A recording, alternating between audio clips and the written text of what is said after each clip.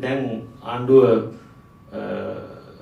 මිලියන 1.5කට ආසන්න ප්‍රමාණයක් සේවය යොදවලා තිනවා. හැබැයි මේ සේවය යොදවපු අයගේ efficiency එක capture කරගන්න විදියක් නැහැ.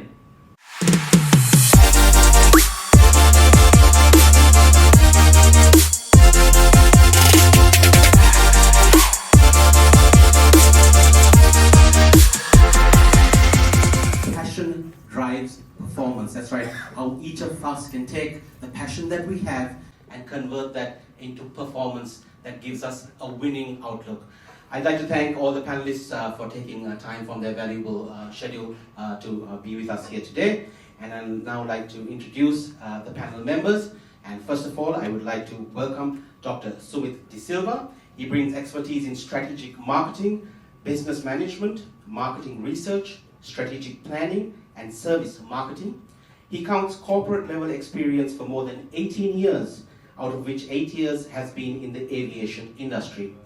He currently serves as the head of marketing and corporate communications at Airport and Aviation Services Sri Lanka Private Limited. In addition to his current role, he also serves as a board member of the Sri Lanka Institute of Tourism and Hospitality Management. Dr. De Silva, I'd like to invite you to grace the stage. Thank you.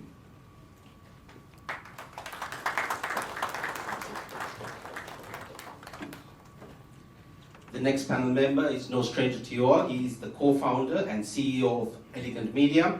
Anushka Bandara is the driving force behind Elegant Media's success, shaping the company's trajectory since its inception in 2010.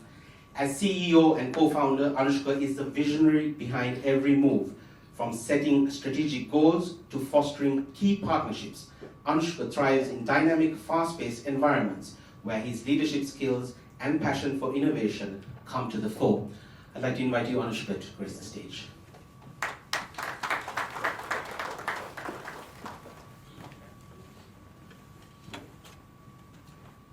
And last but by no means least, Dilip Javira, Member of Parliament, is a businessman, entrepreneur, media mogul, lawyer, and politician. He's the former chairman of the George Stewart's Group of Companies and the founder of TV Derna. He's also a member of the Sarvajana Balaya Political Alliance. A warm welcome to you, Mr. Dilip Javira, to the stage.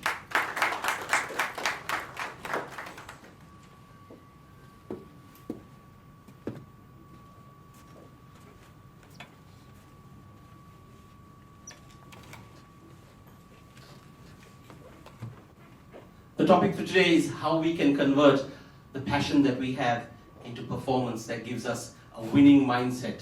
We'll hear some lessons, some stories, some advice from these great personalities. I'd like to throw out the first question to you, Anushka. What role does skill development play in achieving peak performance? Yeah, the performance is always rely on the skill and experience and passion. Someone can say like a passion is a key and to start the business, but I feel same time you should have a basic skills in your subject to start with. So skill is always can be developed, and later on with the performance requirements, so you need to update and upskill based on business environment or your career requirement. So the performances is key, that is driven by skills. Okay. And Mr. Javira, I'd like to ask you, as a founder and business leader, how has passion shaped your performance, especially with relation to your entrepreneurial journey? Thank you very much for having me here, first of all. Passion becomes the core driving force in terms of interacting with the real world when you are an entrepreneur, and that your entrepreneurial journey, in fact, in that sense, begins with the concept of passion. When you say passion, what does it mean? It means that you want to excel in what you do. You want to do better. You want to, even as a person, you want to be the best. So So in that sense, I suppose we all have to be passionate in what we do. Okay, thank you for that. Dr. De Silva, you work in the aviation sector. The priorities there shift rapidly. So how do you realign the performance expectations when such the priorities shift? What is your experience of that, Dr. De Silva? In that scenario, I would say to understand the vision of the current organization and where we want to be. And if you look at an employee, whether the employee's vision is aligned with the company's vision, where you can see the performance gap, where we begin the gap reduction. We can see many people join organizations without realizing the vision of the company. Where does this particular organization move? So that is why very important for us to understand, to embrace the vision of the organization. That is the first thing that we have to understand, to realign ourselves, to go with the vision of the company. That is where people are really missing. If you go and talk to an audience, you ask people, because I am a trainer as well, when I ask people the vision, people don't know what is the vision. And then why you are coming to this company, to understand where you take this company forward. So it's a marriage. So there you begin the realignment. And then you communicate to your people. So in our company also we are communicating to our people. What is our expectation? The changes. And without knowing, knowledge sharing, awareness creation, very difficult for us to get them to embrace our vision. That is what I want to share. Okay, thank you, Dr. De Silva. And I'll open up again a question to you, Anushka, as well. How do you personally define the relationship between good performance and results? Are they both linked? We heard Dr. De Silva talking about understanding the vision and aligning with the vision of the company. But how do you define the relationship between high performance and a positive results output? The results always can be changed, because results can be changed based on the situations, and that's something you can guarantee. So that's why in recent past I heard like one of the cricketers says අපිට result එක guarantee කරන්න බෑ, මොකද අපි play කරන දිනන්න ඒ උනාට අපිට result එක guarantee කරන්න බෑ. There was a lot of criticism on that, but actually what he said, which is correct, I mean the result really based on performances and the situations. So there could be a lot of situation can happen that's out of your control. But if you back yourself, if you back your skill, and if you done things correct, and if you make sure your performances are there, your contribution are there, you will end up with better situation leading to a better results. Okay, thank you very much for that. Mr. Jari, we heard the cricket captain saying, result guarantee karana bෑ. What lessons did you learn during your most challenging business periods, be it the pandemic or be it any other situation? And කොහොමද ඒ result එක ගන්න කොහොමද මොන වගේ වෑයමක්ද දරන්න ඕනේ, Mr. Jari?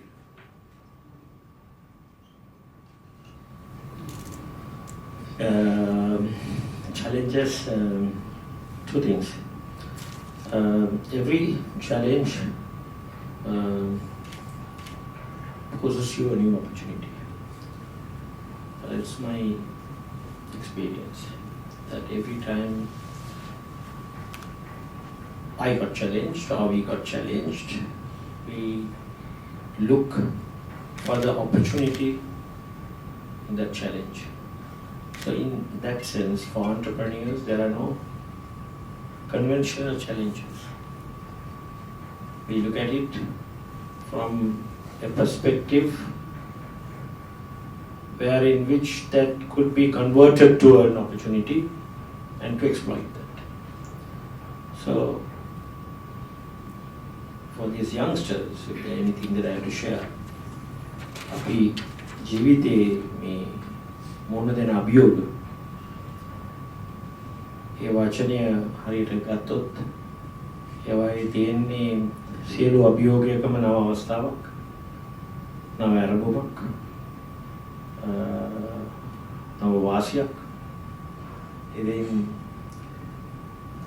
ඒකට අවශ්‍ය මයින්ඩ්සෙට් එක තමයි මම දැන් මේ අනුෂ්කත් try කරන්නේ share කරගන්න ඔයගොල්ලත් එක්ක. කොහොමද අපි හැම අවස්ථාවකදීම මේ positive mindset එකක ඉඳගෙන ඒ opportunity එක grab කරන්න කියලා.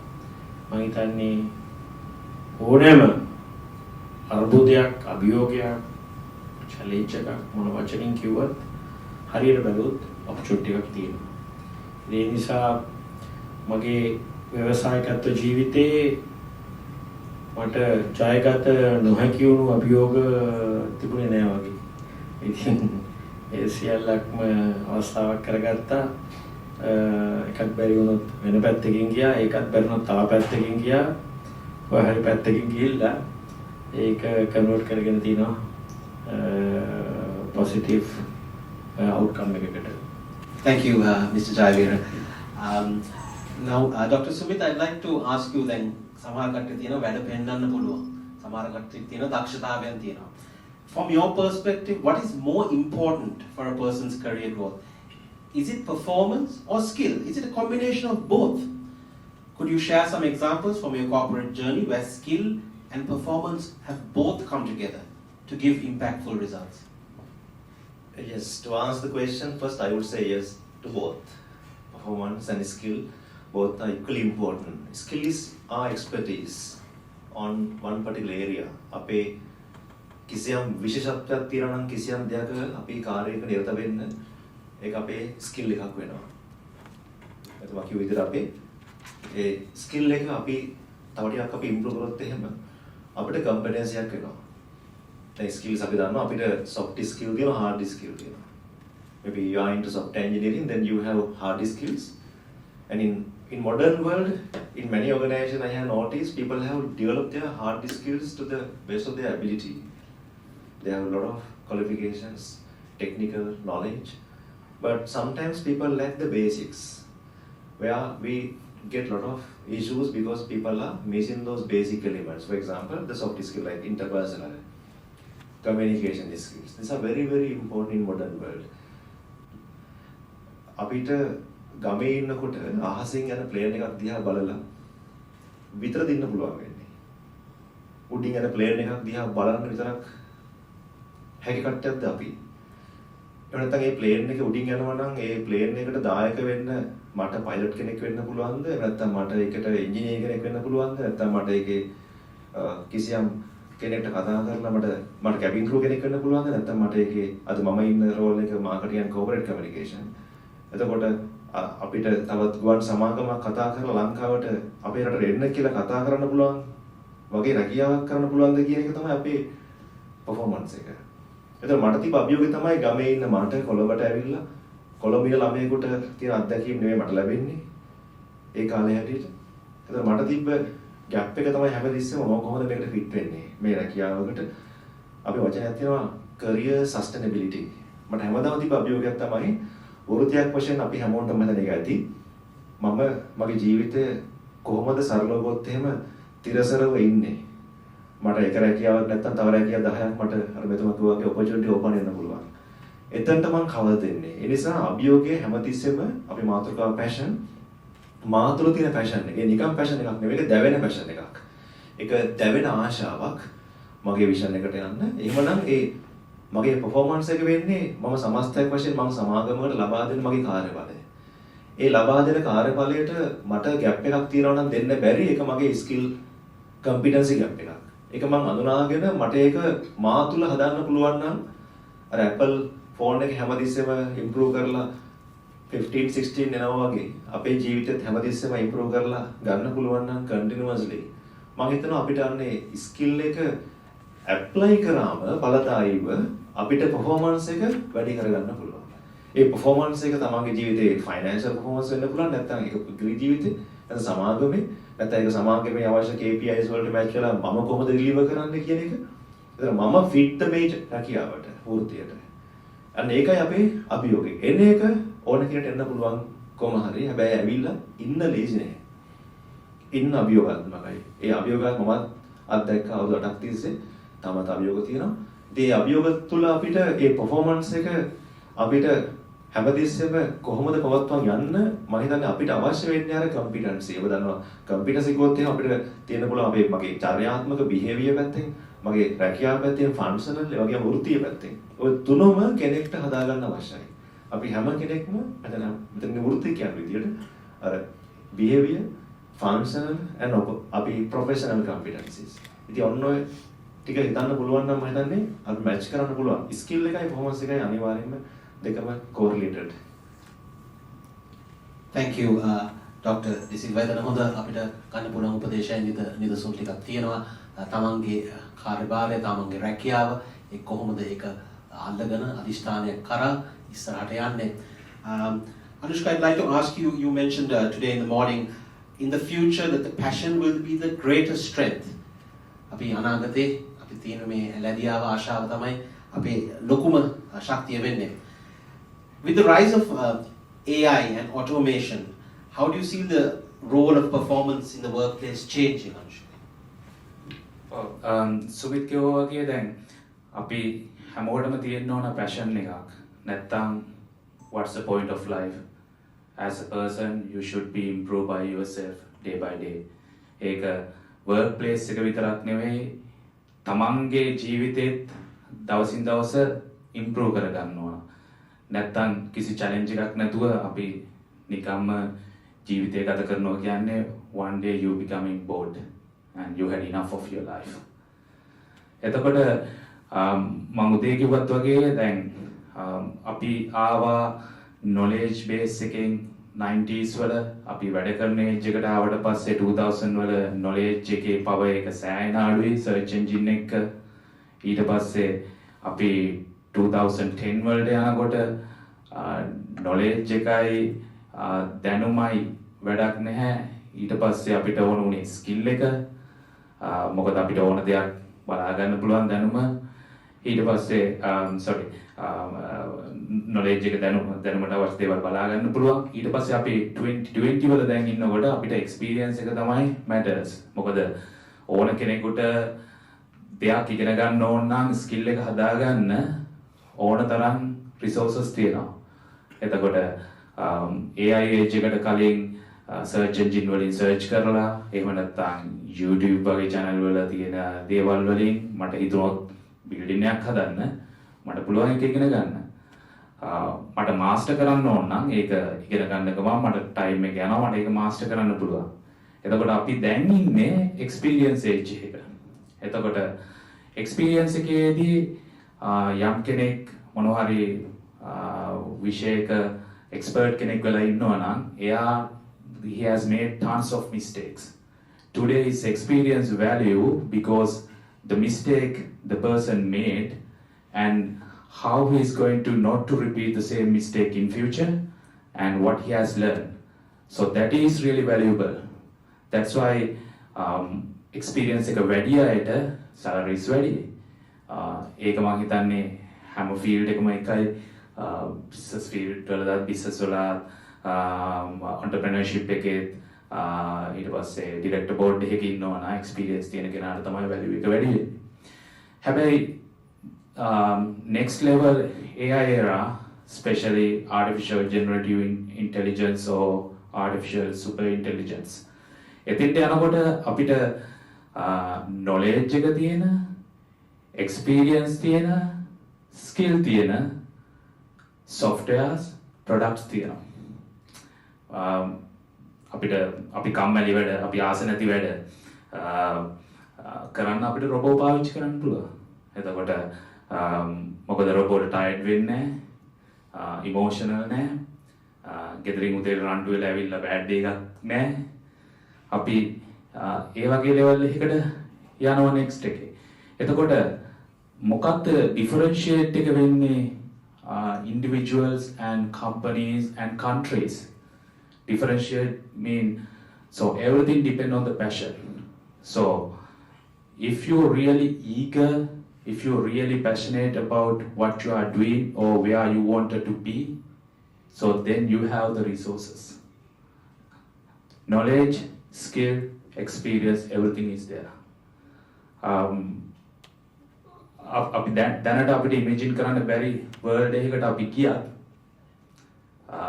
performance තමයි at the end of the day key factor වෙන්නේ. අපි මේ හැමෝම business world එකේ others try කරන්නේ better performance දෙන්න than our competitors, make life better. So but in next level the passion is real drive. Thank you very much for that, Anushka. Mr. Javira, political field එකේ අපි performance ගැන ගත්තොත් එක පැත්තකින් එන්නේ ඡන්ද සංඛ්‍යාව ඒ වගේ. හැබැයි කොහොමද තමන්ගේ ප්‍රතිපත්ති, තමන් තියෙන ආශාවන්, තමන්ගේ තියෙන අරමුණු ඒ කොහොමද බලපාන්නේ මේ තමන්ගේ දිවියේ, තමන්ගේ experience එකේ දේශපාලන performance කිව්වොත්? It's a big question. Difficult one.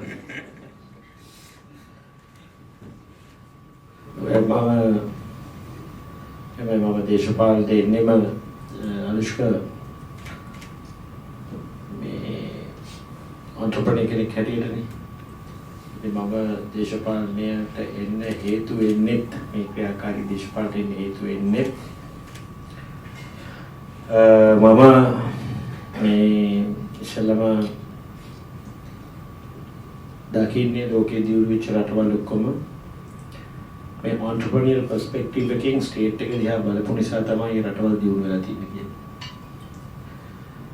ඒ දියුණු වෙච්ච රටවල් වල state එකේ mindset එක බැලුවොත් ඒගොල්ලෝ ඒ හැම opportunity එකක්ම grab කරලා තියෙන්නේ conventional විදියට නොබල නිර්මාණශීලීව creative විදියට බලලා challenges opportunities කරගෙන ඕන රටක් ගත්තොත් උදාහරණයක් ගන්න පුළුවන් ඕනම රටක. නමුත්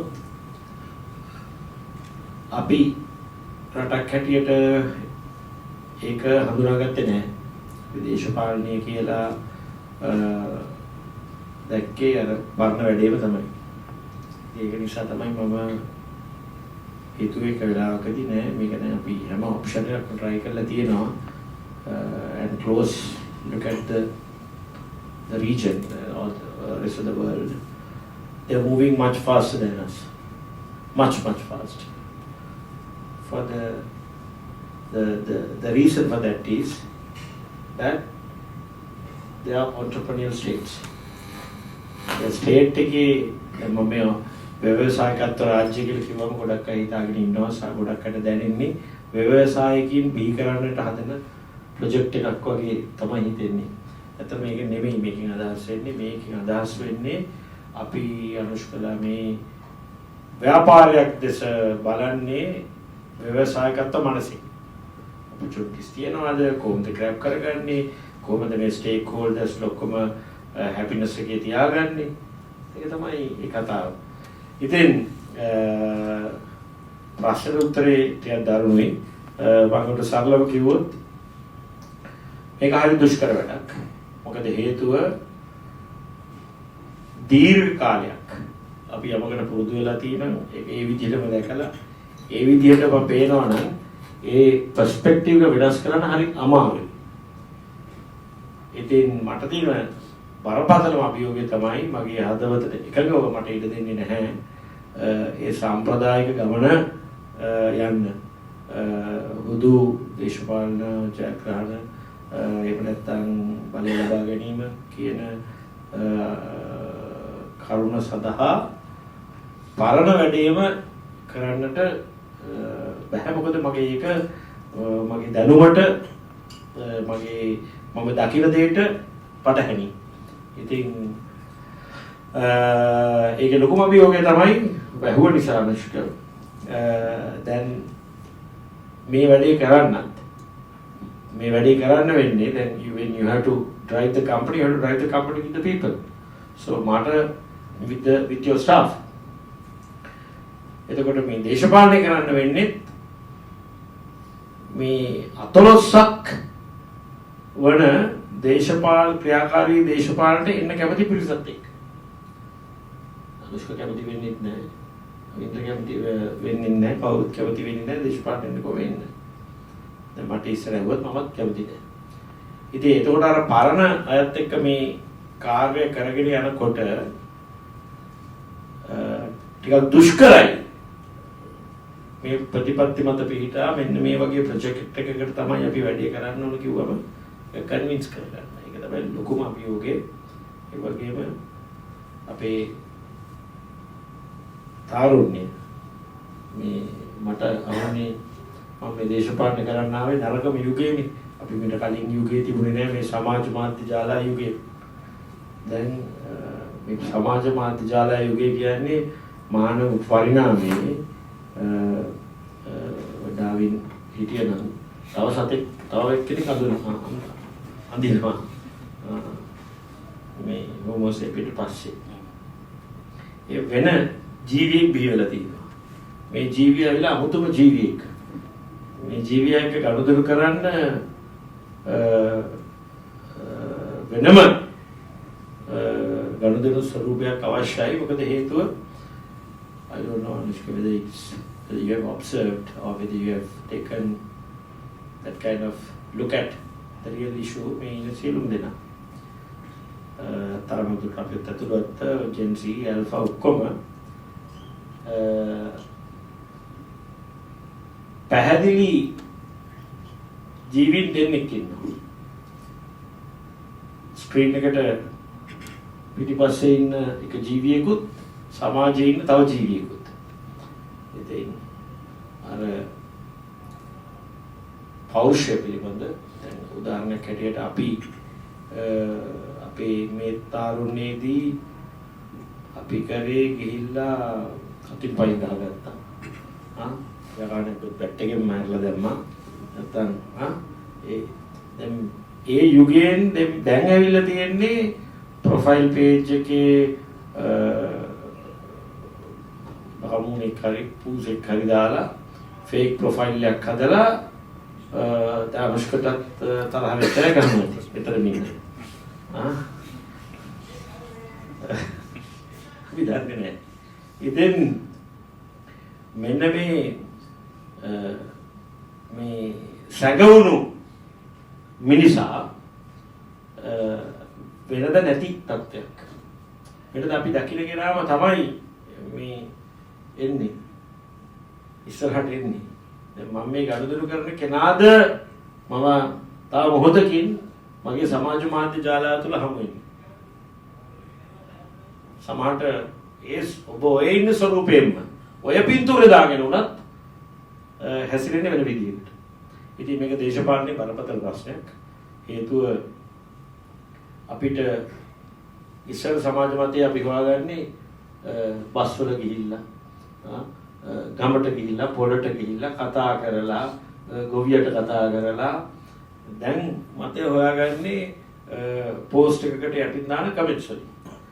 දැන් මේ කමෙන්ට්ස් ගමු උදාහරණයකට මේකේ ඉන්න ඇත්ත ජීවියාද මේකේ ඉන්නේ එකම ජීවියා වෙනත් නම් 10කින් 15කින්ද එහෙම නැත්නම් මූලස්ථානෙන් එන ජීවීන් අර පිටසක් වලින් වගේ ඇවිල්ලා එකපාරට කමෙන්ට්ස් 50000ක් විතර ගහගෙන යනවා රොටියා පැනිය ඇන්ටිජන් කියලා.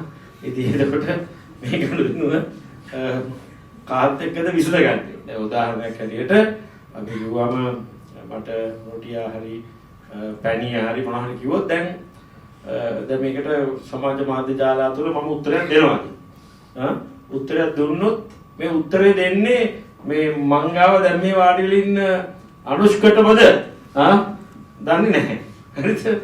එතකොට මේ අභියෝගය මේ නව පරම්පරාවේ දේශපාලනය කරද්දී එන විශාලතම අභියෝගය. එතකොට දේශපාලනඥයා දැන් පුරුදු වෙනවා වෙනද දේශපාලනඥයා මම ටික වෙලාව ගත්තේ මේ නිදිමත මොහොන කීපෙකුත් තියුණ නිසා පොඩි ආතල්යකට තෝරන නිසා දැන් වෙනද දේශපාලනඥ කරන්නේ මොකද්ද ස්ටේජ් එක උඩ ගිහලා කෑ ගහනවා ප්‍රොටෙස්ට් කරනවා අර කරනවා මේක කරනවා දැන් දේශපාලනඥයෝ රඟපානවා TikTok එකට රඟපානවා හැම එකම දැන් එතකොට ඇත්ත දේශපාලනඥය හොයාගන්නත් නැහැ දැන් මොකಾದ මේ ඉන්නේ ඇත්තටම මේ ඉන්නේ අර මේ මිනිහද මේ කාන්තාවද ඒක හොයාගන්නත් බෑ. ඉතින් ඡන්දදායකිනුත් අමාරු වැටලා ඉන්නවා. දේශපාලනඥයොත් අමාරු වැටලා ඉන්නවා. මේකේ හරි මැද හොයාගෙන දේශපාලනය නොකරොත් ඔබට ලැබෙන දෙයක්වත් නැහැ, අපිට ලැබෙන දෙයක්වත් නැහැ, රටකට ලැබෙන දෙයක්වත් නැහැ. ඒ නිසා මම හිතනවා විවෘත මනසෙන් තමන් ගැන හිතලා ස්ක්‍රීන් එක ඉස්සරහට ඉන්නකොට විවෘත මනසින් බලන්න කියලා මට කියන්න Okay. බොහොම ස්තුතියි මිස්ටර් ජයවීරේ උත්තරේට ජීවින් ගොඩයි දේශපාලන ෆීල්ඩ් එකේ ඉතින් කවුද කියලා තේරුම් ගන්නත් ඒකත් අභියෝගයක් තමයි. Dr. De Silva, the next question is for you. When we take serving the people, දේශපාලන ජීවිතයටත් ඒක කියන්නේ සමාජයට කැපවිලා වැඩ කරන්න. What is the importance of having a service mindset when it comes to performance? තමන්ගේ ඒ පුරුල් සේවාව දායකත්වය දීලා ඒ performance එක දෙන්න කොහොමද ඒක දායක වෙන්නේ ඔබතුමා? අතරම මම මේ අනුශාසන කතා කරේ මුලින්ම මේ ප්‍රශ්නය පොඩ්ඩක් හොඳයි යොමු කරන එක කියලා මේ වගේ ඔඩියන්ස් එකකට මොකද මම ඉන්නේ මෙතුමලා ඔක්කොම අපි ඉන්නේ සේවා කර්මාන්තයක සර්විස් ඉන්ඩස්ට්‍රි එක. ඔබ දන්නවා අපේ ලංකාවේ සර්විස් ඉකොනොමි 58% ආර්ථිකයට GDP එකට කන්ට්‍රිබියුට් කරනවා. ඒක අපි වෙනත් රටක් වලත් ඊට වඩා වැඩි ජපානයේ ප්‍රංශය වගේ වලත් තියෙනවා. එතකොට ඔබ දන්නවා මේ සේවා කර්මාන්තයේ according to the World Trade Organization as per their statistics 2/3 of the world economy is dominated by the service industry. And also if you look at the earning made by the professions, the highly income earners, nearly 75% come from the service industry. It is 75%ක්ම ඉන්නේ වැඩිම මේ සේවා ආදාය ලබන කට්ටිය ඉන්නේ සේවා ශාස්ත්‍රයක ආදාය ලබන්නේ. එතන මේ තුල මම හිතනවා අපිට පොඩි තහවුරු කිරීමක් කරන්න පුළුවන්. අපි ගත තීරණය අපි කොහෙද ඉන්නේ කියන එක. අපි ඉන්නේ සේවා කර්මාන්තයක. ඔබත් මම. එතන මේ සේවා කර්මාන්තයක මම කිව්වේ සේවා සර්විස් මයින්ඩ්සෙට් කියලා. දැන් ගොඩක් අය නැත්තේ ඔන්න ඕක අපේ රටේ. සර්විස් මයින්ඩ්සෙට් එකක් නෑ. අපි කස්ටමර් අපි මෙතන ඉන්නේ කස්ටමර් නිසා. මෙතන අපි ඉන්නේ මේ ඔඩියන්ස් එක නිසා. ඒක මගේ මයින්ඩ්සෙට් එක. දැන් මේ හොටල් එකේ තියෙන්නේ කස්ටමර් නිසා. ගුවන් යානයක් තියෙන්නේ ගුවන්තොටුපළක් තියෙන්නේ කස්ටමර් නිසා. සුමාකට්ටිය තියෙන්නේ කස්ටමර් නිසා. මේක මයින්ඩ්සෙට් එකක්. ඒතර ඕන සර්විස් එකක් අපි දෙනකොට අපිට දැන් ඔබට මට අපේ ආයතනයේට දැන් මේ සමාගමට ව්‍යාපාර ලෝකයේ තුල ඩිෆරන්ෂියේට් අපි කියන්නේ මෙතනක් තියෙන ඩිෆරන්ෂියේෂන් කියලා. අපි වෙනස් කරන්න නම් අපේ තව කෙනෙක්ගෙන් එක ෆැක්ටර් එකක් තමයි සර්විස් කියන එක. හේතු ගොඩක් තියෙනවා. හැබැයි එක එකක් මම දකිනවා මේ සර්විස් එකෙන් පුළුවන් වෙනස් කරන්න. මම උදාහරණයක් කියන්නම්. අපේ ශාස්ත්‍රයෙන් ඔබ දන්න ඕන කෙනෙකුට පුළුවන් ඒවියේෂන් ඉන්ඩස්ට්‍රි එකේ ඔබට අවශ්‍ය නම් ෆ්ලයිට් එකක් කරන් තමන්ගේ නමෙන් හරි වෙන බ්‍රෑන්ඩ් එකක් හරි දාලා එයාලයින් එකක් පටන් ගන්න.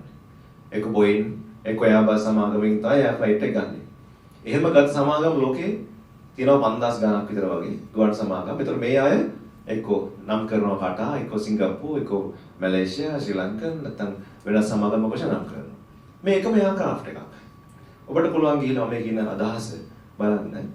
Skytrax වෙබ්සයිට් එකට ගියා නම් ඒක තමයි ලෝකයේ හොඳම එයාලයින්ස් ක්ලාසිෆයි කරන්නේ. එයාපෝර්ට්ස් ක්ලාසිෆයි කරනවා. Skytrax වෙබ්සයිට් එකේ top 10 airlines in the world බැලුවොත් එහෙම ඒකේ පෙන්නනවා කවුද හොඳම ගුවන් සමාගම් ඉන්නේ කියලා. ඒකේ කටා සිංගප්පූරු උඩින්ම ඉන්නවා. ඒ කිසිම පින්තූරයක පෙන්නන්නේ නැහැ ෆ්‍රන්ට් පේජ් එකේ එයාක්‍රාෆ්ට් එක. ඒකට පෙන්නන්නේ people. ඒක කැබින් එකේ කෙනෙක්. දැන් කටා එකේ මම දැක්කා ඉන්න එක සේවකයෙක් තමයි පෙන්නන්නේ කටා යාවේස් කියලා. ඒ බ්‍රෑන්ඩ් එකේ. ඒතර සේවකයා තමයි බ්‍රෑන්ඩ් ඇම්බැසඩර්. එහෙනම් ඩිෆරන්ෂියේෂන් එක තියෙන්නේ අර මෙතුමා අපි දිලිප් මහත්මයා කිව්වාගේ people. ඉතාමත් දෙක ෆැක්ට් එක people ෆැක්ට් එක. කස්ටමර්ට තමයි සර්විස් එක දැනෙන්නේ. මෙෂර් කරන්නේ ඔබ හොඳද නැද්ද කියන එක මිනිස්සුන්ගේ සර්විස් එකත් එක්ක බලලා. අවශ්‍යයි. ටෙක්නොලොජි ඔක්කොම අවශ්‍යයි අපිට.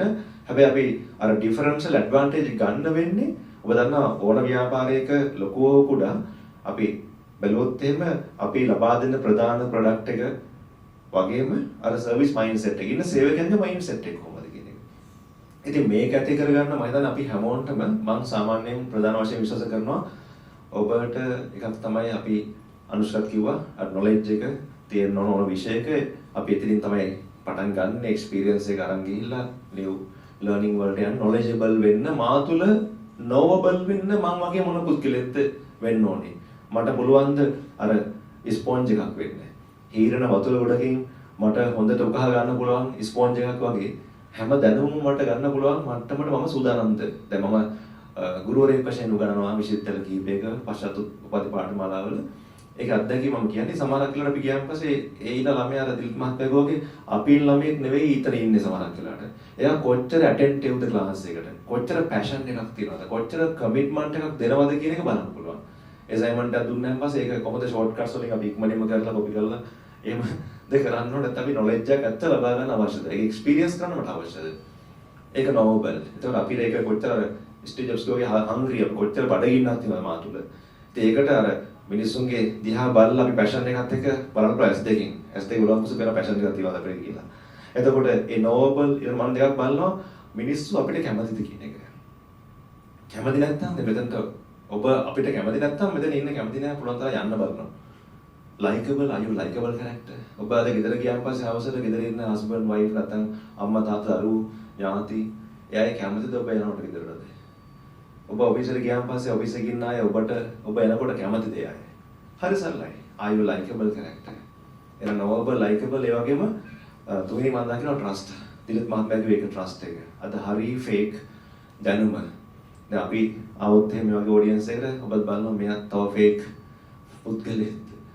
අපි කොහරි ගියාන් පස්සේ උගන්වන්නේ මෙයාටත් එහෙම fake degree එකක් තියෙන්නේ කියලා අහන්න පුළුවන් මට්ටමට අපි සැක කරනවා. ඒ නිසා අපිට trust එක කියන එක හරි වැදගත්. Are you trustable character? ඉතින් මේක මොකද අපි මිනිස්සු බලන්නේ authenticity. authenticity මාර ඩිල්ම සමාගමේ අපේ දිල්ෂන් මහත්මයා ඉන්ටර්වයුව කරලා දවසමගේ පොඩි කේස් ස්ටඩියක් හදන්න ළමයින්ට. ඒකෙදි මම ඔහුගෙන් ප්‍රශ්නයක් අහුවා මොකද්ද ඔබගේ සාර්ථකත්වය ඩිල්ම බ්‍රෑන්ඩ් එකට. ඒතකොට එයා කිව්වේ authenticity. brand authenticity. ඒකයි බිලිප් කොට්ල මාකටිං පොතේ ලංකාවේ දිනෝ බ්‍රෑන්ඩ් එක ගත්ත authentic brand එකක් විදියට. ඉතින් ඒ නිසා මම හිතන්නේ අපිට තමා මම ලබා දෙන සර්විස් එක මෙතුමට මගේ සේවාලාභියට වෙනස් ආකාරයක් ලබා දෙනවා නම් අපි ඔක්කොම එහෙම මයින්ඩ්සෙට් එකක් හදාගත්තා නම් අපේ කම්පැනිය වෙනස් වෙනවා. ඒක තමයි ලෝකෙ බලොත් එම අපිට මගේ ඉන්ඩස්ට්‍රි ගන්න පුළුවන් ඉන්නේ. අර කලින් උදාහරණ වගේ කටාර් එයාර්වේස් එක සිංගප්පූර් එක හොඳම උනේ සර්විස් එකෙන් මිසක් වෙන මොකක්ද නෙමෙයි. ඒ නිසා අපිට අපේ ලබා දෙන කෝ ප්‍රොඩක්ට් එක ඔබ ලබා දෙන ටෙක්නොලොජි සොලියුෂන් එක කෝ ප්‍රොඩක්ට් එක වෙන්න පුළුවන්. හැබැයි ඒකම මික්ස් කරන්න පුළුවන් මගේ මයින්ඩ්සෙට් එක. මගේ ඩෙලිවරි එක. අර අපේ මගේ හાર્ට් ෂෙයා එක. සෙනෙහස මුසු සේවාවක් දෙන්න පුළුවන් නම් මගේ හાર્ට් එක මික්ස් කරලා සේවාවක් දෙන්න පුළුවන් නම් එතන තමයි අපි මම හිතන්නේ හොඳම ඩිෆරන්ෂල් ඇඩ්වාන්ටේජ් එක ගන්න පුළුවන්. ඉතින් මෙන්න මේ සර්විස් ඉකොනොමි එක මා තුළ මගේ සේවා ආකල්පය ඉතා වැදගත් වෙනවා. මට වෘත්තියක් වශයෙන් සංවර්ධනය වෙන්න අපි දකින්න මේක ලොකු ගැප් එකක් අද වර්තමානයේ. ඒක වැදගත් වෙන්නේ ගියාම ආයතනයකට ආයතනයේ කොතරම් මේක සමස්තයක් වශයෙන් හැම කෙනාගේම ආකල්පය තියෙනවද කියන එක. දැන් මට ෂෙයා කරන්න තියෙන මගේ අත්දැකීම. Okay, very good answer. Thank you very much, Dr. T. Silva, for that insight as well. කොහොමද අපේ mindset එක අපිට බලපාන්නේ අපේ සංවිධානයට අපේ සමාගමට බලපාන්නේ කොහොමද කියලා ඒක තුලින් අපිට ජයග්‍රහණය ලං කරගන්න කොහොමද කියලා ඒ උත්තරේ අපිට නිදසුනක් තිබ්බා. Okay, last few questions. Anushka, this is over to you. As we celebrate 15 years of Elegant Media, how have you created an environment that cultivates performance actively within your team? Performance එක කොහොමද රැකගන්නේ ඕගලන් මේ company ඇතුලේ මොන වගේ ක්‍රියාදාරම් තියෙන්නේ? ඔව් හරිනේ. ඒක දැන් අපි ටෙක් ඉන්ඩස්ට්‍රි ඉන්නේ අපි ප්‍රොඩක්ට්ස් ඩෙවලොප් කරනවා කස්ටමර්ට. එතකොට of course අපේ performance driven by the customer expectation real high. Especially biggest challenge එක තමයි තිබුණ මම කියන්නේ අපේ තියෙන environment එකේ අපිට quality product එකක් දෙන්න බෑ කියලා. Especially early days වල තිබුණ ලොකුම ප්‍රශ්නය තමයි මට expectation meet කරන එක. Develop country එක customer expect කරන එක අපි software engineer කෙනෙක් ලංකාවේ base වෙලා outcome එකක් දුන්නාට පස්සේ අපේ culture එකක් තිබුණා mistakes that's all right කියන එක. එතකොට අපි අතන customer mistake එක යාට all right නෑ. ඉතින් අපි අනිවාර්යයෙන්ම ඒ ગેප් එක ෆුල් කරන්න සෑහෙන මහන්සියක් දරුවා පහුගිය අවුරුදු 15. මට මතකයි මම කම්පැනි එක ෆවුන්ඩ් කරාම මමයි ෂේනේ මම ප්‍රොජෙක්ට් මැනේජ් කරා. එතකොට මම සමහරවිට මෙහෙ වෙලාව මැච් කරන්න රෑ 2-3 වෙනකන් ඉන්නවා.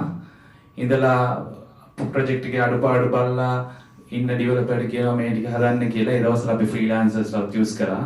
සමහරවිට ෆ්‍රීලාන්සර් ඩෙඩ්ලයින් එකේදී වෙන ප්‍රශ්නයක් අහනවා. එතකොට අපිට ඩිලිවර් කරගන්න විදිහක් නැහැ. ඉතින් ඒ වගේ ප්‍රශ්නයක ඉඳලා අපි ටිකින් ටික මේක ගැන බලලා කම්පැනි එක ඇතුළේම අපි try කරා small team method එක දාන්න. දැන් Amazon වගේ කම්පැනියක් කොච්චර large trillion dollar organization එකක් වුණත් ඇතුළේ දුවන්නේ small companies. මොකද ඒගොල්ලෝ කියන්නේ ස්ටාර්ට්අප් එකක් විදිහට ඇතුළේ ඔපරේෂන් එක යන්න ඕන කියලා.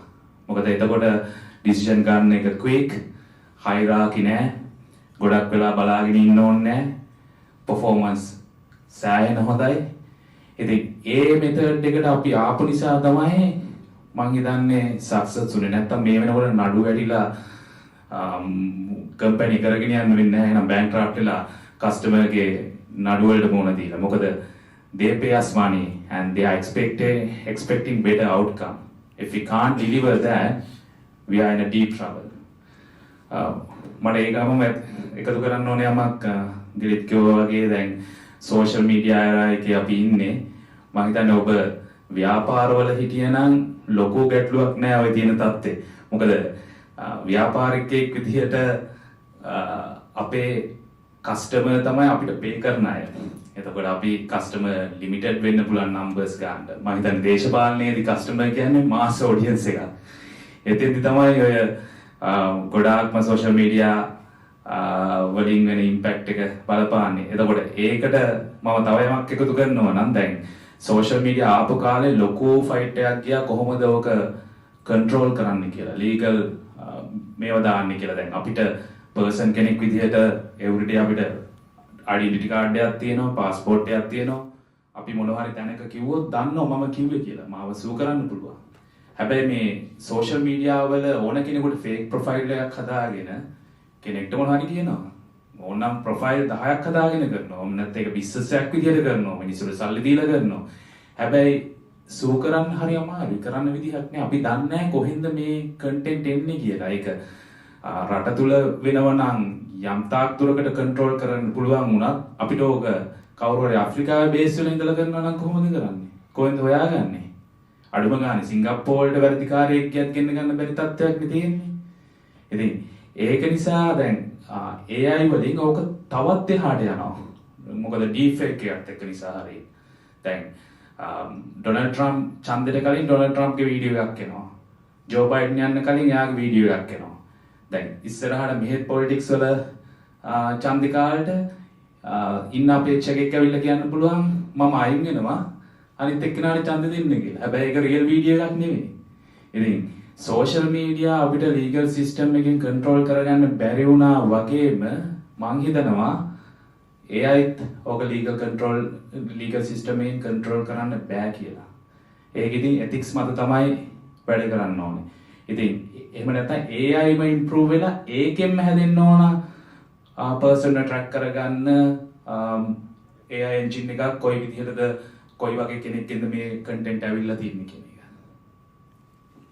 Thank you, Anushka, for that. And now, Mr. Jayavira, the final question is to you. What advice would you give to someone trying to enhance their performance, trying to find their passion? Tamange aramuna, tamange ආශාව, ජීවිතේ, tamange ඉලක්කය සොයන කෙනෙක්ට ඔබතුමාගේ යම් කිසි උපදේශයක් මොනවද තියෙනවද?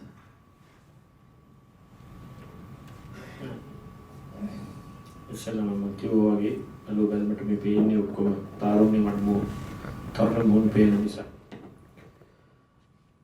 අපේ ජීවිතයේ අපේක්ෂාවන් ඔක්කොම ෂේප් කරන්නේ සමාජය විසින්. සමාජය ඇත්ත සමාජයක මේ ගනුදෙනුව සිද්ධ වුණා නම් ඒකේ අපේ දෙමාපියන්, අපේ ගුරුවරු, අපි දැකපු දේවල් අපේ ගොඩක් දේවල් ඇත්ත දේවල් දැකලා අපේ අපේක්ෂාවන් shape වෙනවා කියන්නේ it takes a form. එතකොට මේ නව පරම්පරාවේදී මේ මෙතන ඉන්න බොහෝ දෙනාගේ අපේක්ෂාවන් වල ඒ ස්වરૂපය බලාපොරොත්තු අද ඇති වෙලා තියෙන්නේ මගේ වැටහීම අනුව ඇත්ත දේ දැකලා නෙමෙයි.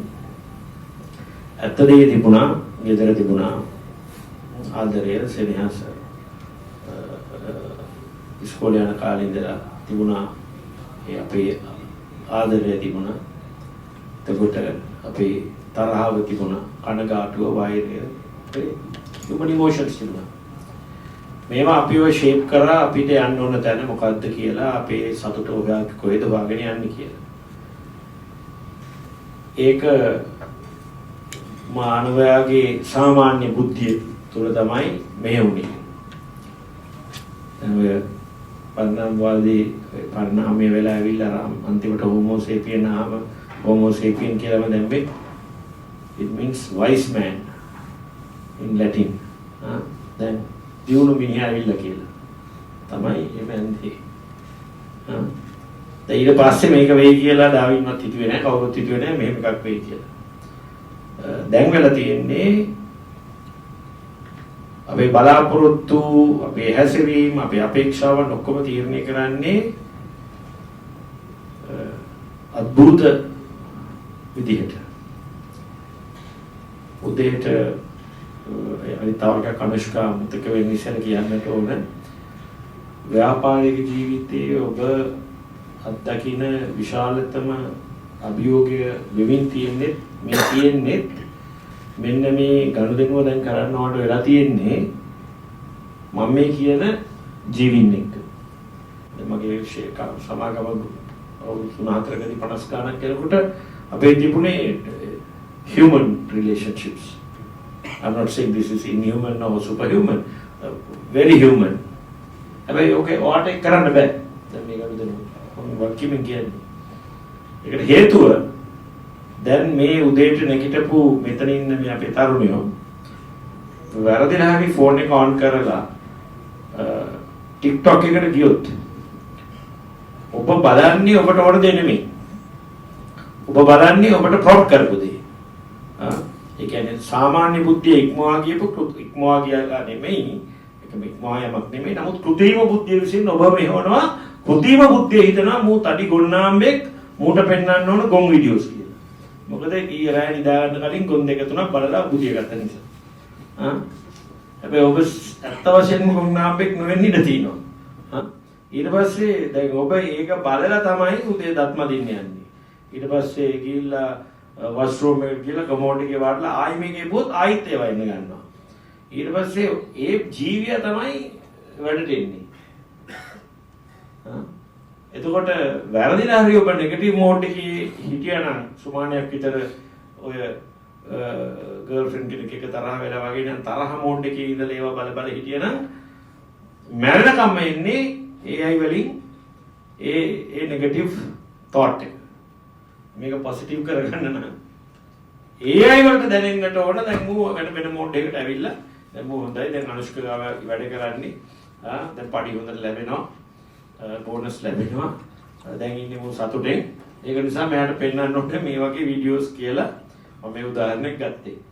ඉතින් ඒ අතින් ගත්තම මට දෙන්න තියෙන උපදේශය තමයි අපි ඔක්කොම හොයාගෙන යන්නේ අපේ පෞද්ගලික සතුටක්. අනුෂ්ක සතුටක් හොයාගෙන යන අතරේ මමත් සතුටු වෙන දෙයක් කරන අතරේ ඔබටත් ඒක තමයි. හැබැයි ඔබ දන්නේ නැත්නම් ඔබට ඔය සතුට මොකද්ද කියලා. ඒතර තමයි මේ අභියෝගය චැලෙන්ජ් එක දැන් ඇවිල්ලා තියෙන අලුත්ම චැලෙන්ජ් එක. මොකද ඔබට ඔබ ගැන තීරණ ගන්න බැරි ඔබට ඔබගේ අපේක්ෂාවන් ගැන තාර්කික සිතුවිලි ධාරාවන් ඔබේ මනසින් එම කෘත්‍රිම මනසකින් ඔබව පාලනය කරලා තියෙනවා නෙමෙයි. ඒක නිසා ඔබ ගන්නා තීරණ තීන්දුව බොහෝ විට එදාට සාපේක්ෂව කෘත්‍රිමයි. ඒ නිසා මම කියන්නේ ජීවිතයේ ලැබෙන ඕනෑම අවස්ථාවක් මේ ලැබිච්ච අවස්ථාව ඇතුළු එලිගන්ට් මීඩියා හරහා ඔබට ලැබිච්ච අවස්ථාවේ උපරිමය කරන්නට ඕන සමාගමක් ගොඩ දාන්න. ඇයි? අනුෂ්ක ගොඩ දාන්නවත් ඔයාගේ කෝ-ෆවුන්ඩර් ෂේන් නේද? ගේට අලුතෙන් වාහනයක් අරගන්නවත් සල්ලියක් හොයලා දෙන්නවත් නෙමෙයි. ඔබට ගොඩ යන්නට නම් ඔබ මේ මැක්සිමම් එෆර්ට් එක දාලා මේ එලිගන්ට් මීඩියා එකට දෙන්න ඕන මැක්සිමම්. ඒකේ බෙනිෆිට් එක කාටද දෙන්නේ? ඒකේ ඉන්නේ Tamanට. මමත් එන්නේ ක්‍රියේටිව් ඉන්ඩස්ට්‍රි එකක ඉඳලා මම වගකීමෙන් කියන්නේ ඒ එෆර්ට් එක දාපු සියලු දෙනා ජීවිතේ ඊළඟ තලයට ගියා. ඊළඟ තලයට ගිහිල්ලා ඉදිරියට යමින් ඉන්නවා. හැබැයි එහෙම නැතුව ඔබ අර නෙගටිව් කියන්නේ ඍණාත්මක ප්‍රවේශයේ හිටියනම් ඔබ හැමදාම එක්ක හිමින් ඉස්සරහට යන්නේ එක්ක ඉස්සරහට යන්නෙම නැහැ. ඔබ අසතුටින් ඉන්න ජීවියෙක්. ඔබ සමාජයට එකතු කරන්නේ අසතුට. ඉතින් ඒක නිසා ඒක කිසිසේත්ම කාටවත් සෙතක් වෙන දෙයක් නෙමෙයි. අවසාන වශයෙන් ඔබ කිව්වත් මේ සේවා ආර්ථිකය සහ මේ එලිගන්ට් මීඩියා අයිති වෙන්නේ සේවා ආර්ථිකයට කියලා. මේක දැන් ඉව ඒ විදිහට දින්න බෑ. දැන් ඔබ සපයන්නේ සේවාවක් වුණාට ඇත්තටම ඔබ නිෂ්පාදකයෙක්. මේ ඉන්නේ ඔක්කොම නිෂ්පාදනය කරනවා. ඒකේ සේවයක් තමයි තියෙන්නේ. මේකේ අර කුඹුරට බහැලා කුඹුර කොටනවා. සේවාවක් තමයි එක පැත්තකින් කරේ. විශේෂයෙන්ම IT ඉන්ඩස්ට්‍රි එකේ ඉන්න බොහෝ දෙනා සේවා ආර්ථිකයක කොටස්කරුවන් වෙමින් නිෂ්පාදන ඉන්නේ. ඒ නිසා මම මේ අවසාන වශයෙන් කියන්න හදන්නේ මේ අද මේ තියෙන අපේ සාකච්ඡාව සහ උදේ ඉඳලා කරගෙන ආපු වර්ක්ෂොප් එකේ මේ නිෂ්පාදනය සඳහා අවශ්‍ය manufacturing production අවශ්‍යයි ඔබ කිව්වා වගේ ස්කිල් එක. මේ ස්කිල් එක hard ද soft ද දෙකේම එකතුවක්ද සමසමානවද අඩු වැඩි වශයෙන් ස්කිල් එක ඩෙවලොප් කරගන්නම ඕන මේ ඉන්ඩස්ට්‍රි එකේ මට තේරෙන IT ඉන්ඩස්ට්‍රි එකේ if you want to be different better for you to be a super person in the industry. So I must say now this is my last question. I must thank you, Anushka, for inviting me here because more and more these kind of workshops should take place and share the knowledge. Listen to people and see how much that you can do to better yourself, nothing else. So think of you, be selfish, work hard, try to learn, think hard. Of course, from my perspective, think different. Thank you. Thank you very much, Mr. Javir. And that brings this panel discussion to a close.